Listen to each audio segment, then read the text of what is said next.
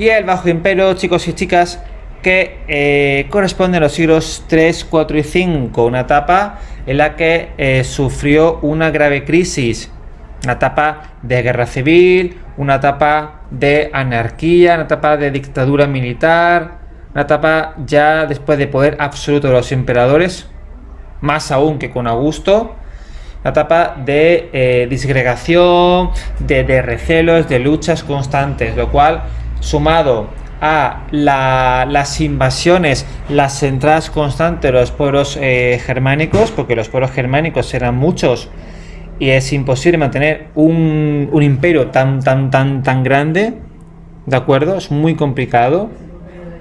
Sumado también a los cristianos, que claro, ellos con sus creencias, su fe, van también a luchar contra ese imperio romano, digamos, con sus ideas.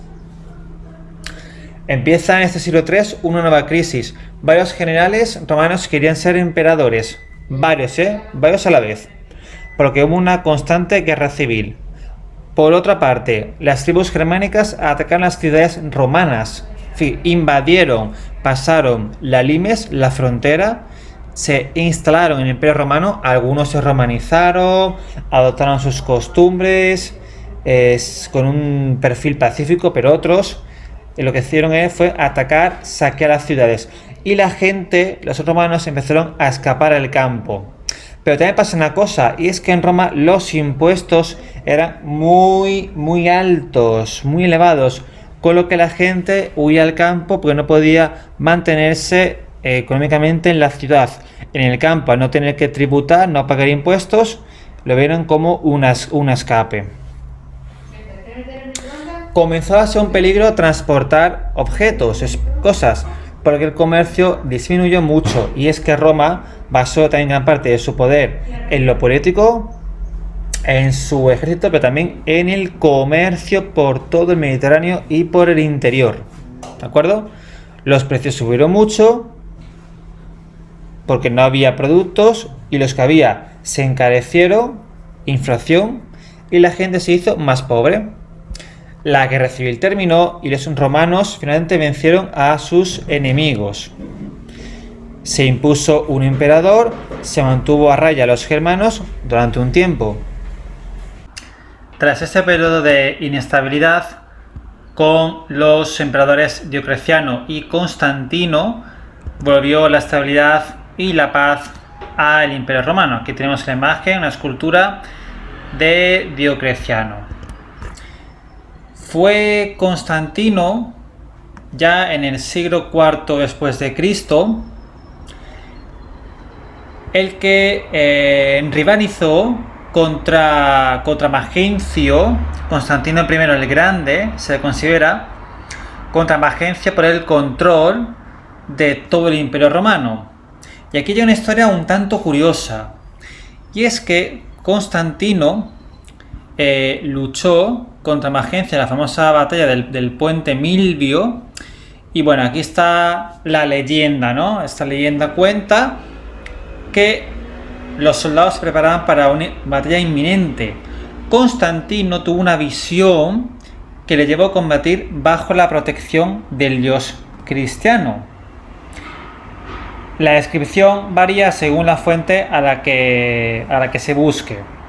Así, según los historiadores cristianos, afirmaron que esta visión consistía en la aparición de la señal de la cruz, cristianismo, acompañada por una voz que le decía a Constantino: en este signo conquistarás, en griego. Constantino prometió que si vencía a su enemigo, digamos, pues daría tributo al cristianismo, es decir, como que se convirtió, como que lo vio como una señal del cielo, ¿no? Una señal de Dios, de Jesucristo, y al vencer, pues fue un poco, esto es una leyenda, pero fue el origen de que en el Edicto de Milán, fundamental para comprender Roma, su evolución y la mayor fortaleza que fue adquiriendo el cristianismo, el edicto de Milán permitió el rito cristiano. Es decir, acabó con la persecución que los romanos ejercían sobre los cristianos, que tenían que celebrar sus ritos en lugares alejados, como por ejemplo catacumbas, sus ritos de inhumación, de enterramiento. Las catacumbas son una pasada. En ciudades, por ejemplo, como París, hay kilómetros 50, se calcula 60 de catacumbas con cientos de miles de huesos, aunque solo se llegan a exponer apenas 1 kilómetro. Y en Roma, en la vía Apia Antigua, una ruta que llegaba a Roma, una calzada romana, a las afueras también de la actual ciudad, hay todo un complejo de catacumbas como la de San Calixto, Priscila, donde se calcula que hay entre 150 y 170 kilómetros de catacumbas. Imaginaos lo grande que era. Es como si en línea recta, aunque no estaba en línea recta, sino con recovecos, pero imaginaos que en línea recta es como de Sevilla casi hasta Mérida, o de Málaga hasta Córdoba, con entre 3 y 12 niveles de enterramientos. Más tarde,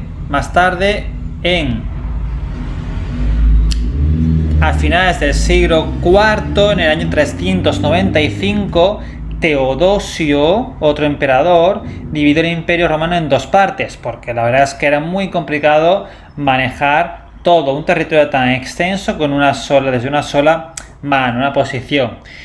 Esto fue un poco el comienzo del final, porque lejos de dividir el Imperio,